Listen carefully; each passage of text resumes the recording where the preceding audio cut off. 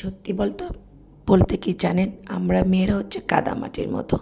আপনারা যেভাবে ইচ্ছা সেভাবেই তৈরি করে নিতে পারেন, কিন্তু সে কাদামাটি যদি একবার পোড়াইতে পোড়াইতে যদি শুকনো বানিয়ে ফেলেন, তখন ওটাকে যতই আবার নতুন করে গড়তে চান সেটা ভেঙে যাবে, কিন্তু সে আগের মতো কখনোই পাবে না। ঠিক মেয়েদের মনটাও কিন্তু সেরকম, একবার যদি ভেঙে যায় সেখানে আর কখনোই সেই ভালোবাসা সৃষ্টি করতে পারবেন না।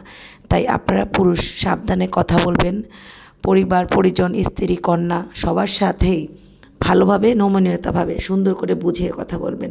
এমন কিছু বলবেন না যেন মনের ভিতর আঘাত আনে, যে আঘাতের কারণে মেয়েদের মনগুলো নরম শক্ত হয়ে যায়। আমরা মেয়েরা সবসময় হাসি খুশি থাকতে পছন্দ করি এবং স্বাচ্ছল বোধ করি। আপনাদের মেয়েদেরকে মন জয় করা খুব কঠিন কোনো ব্যাপার না। আপনারা একটু তাদেরকে একটু মাঝে মাঝে ঘুরতে নিয়ে গেলেন, তাদের একটু গিফট করলেন, এটা কিন্তু আপনারা ভালো করেই জানেন মেয়েরা অতি সহজে কেনই ভুলে যায় সব কিছু।